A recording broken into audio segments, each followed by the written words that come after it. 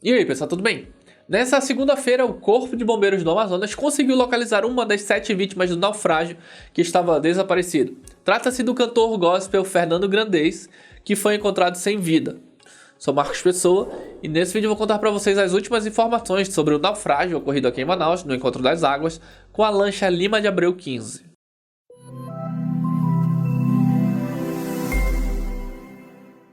Pois bem, nessa segunda-feira, Manaus amanheceu com uma forte chuva que perdurou até próximo de meio-dia. Isso, entretanto, não fez com que os militares do Corpo de Bombeiros do Amazonas estivessem no rio procurando pelas 7 pessoas desaparecidas que foram vítimas de um acidente aquático na última sexta-feira, dia 13.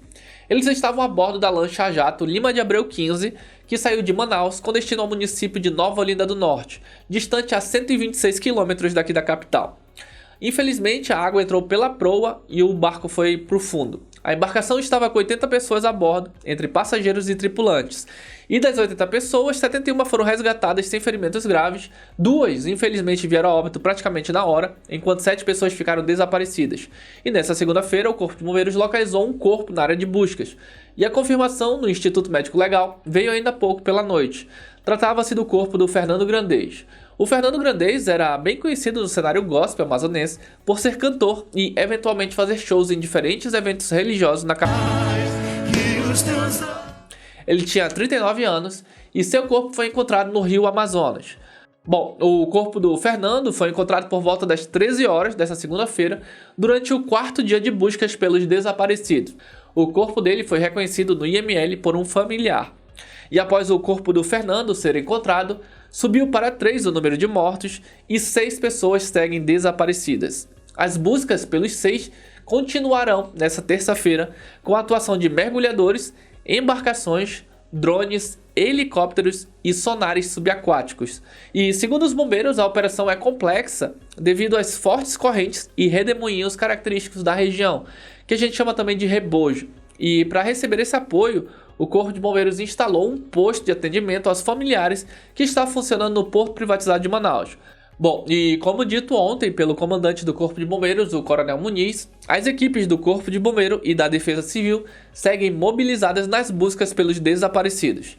E desde as primeiras horas do dia, equipes atuam de forma intensa, com mergulhadores, embarcações e apoio integrado de outros órgãos, concentrando esforços na área do ocorrido. O trabalho continua com foco na localização das vítimas e no apoio às famílias. E hoje eles ganharam reforço nas buscas. Novos helicópteros, drones e sonares chegaram para reforçar as ações dos bombeiros nas buscas pelos desaparecidos da lancha Lima de Abreu 15. Então, no momento, seguem 6 pessoas desaparecidas, que são a Ana Carla Izel, de 40 anos, advogada, a Apoliana Oliveira, de 36 anos, que é mãe do João Henrique, que sobreviveu, e esposa do seu Almeida. O seu Romualdo Marcião de Almeida, de 80 anos, que é esposo da Apoliana Oliveira e pai do João Henrique, e conhecido como seu Almeida. O Renato Alan Melo Bastos, de 40 anos, que é natural de Tefé, e era tripulante, mas estava de férias e viajava como passageiro. A Patrícia Barroso da Silva, de 33 anos, esposa do Genivaldo, que também foi um sobrevivente. E ainda não conseguimos identificar um dos desaparecidos, porque como não saiu uma lista oficial, a gente tem conseguido essas informações a partir de publicações de familiares nas redes sociais.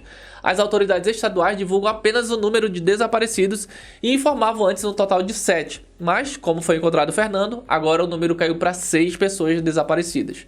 E sobre o comandante da lancha, o identificado como José Pedro da Silva Gama, de 42 anos, ele tinha sido preso em flagrante após o resgate de sobreviventes na última sexta-feira, e depois dele pagar uma fiança de R$16 mil, foi colocado em liberdade e responderá por um homicídio culposo. Porém, no sábado, a justiça tinha solicitado a prisão preventiva dele. A decisão judicial dizia que, em nome da garantia da ordem pública e para assegurar a aplicação da lei penal, com supedâneo no artigo 312 e 313, inciso 1º do Código de Processo Penal, decreta-se a prisão preventiva de Pedro José da Silva. E até onde eu sei, ele não foi preso, mas se ele for preso, a gente avisa para vocês também.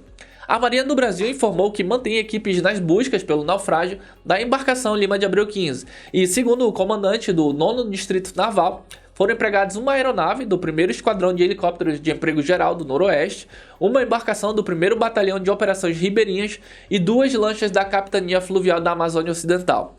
De acordo com a Marinha, as buscas continuam tanto na área do acidente quanto nas margens dos rios, com apoio de embarcações e mergulhadores. E aí a corporação informou ainda que coletou dados dos sobreviventes para ajudar nas buscas e na apuração do caso, e que foi instaurado um inquérito administrativo sobre acidentes e fatos de navegação, para investigar as causas e responsabilidades do acidente, conforme prevê a legislação. E segundo disse o Coronel Muniz, um dos fatores mais difíceis lá são os fatores hidrodinâmicos do encontro das águas, que eles interferem muito nas operações de busca, porque tem as mudanças de direcionamento das correntes de arrasto, principalmente do rio Solimões, que tem uma correnteza mais forte. E aí tem essa diferença de densidade de temperatura no encontro das águas, que é um dos motivos que faz ali o encontro das águas, né? Além disso, a profundidade é muito grande também. Isso é um complicador para as operações, segundo disse lá o comandante do Corpo de Bombeiros Militar do Amazonas, Coronel Muniz. E hoje teve uma entrevista com o João Henrique, de 17 anos, que sobreviveu ao naufrágio da lancha. O adolescente contou que foi salvo pela própria mãe, que no caso é a Apoliana Almeida, que ela entregou o colete salva-vidas dela para ele, momento antes de desaparecer.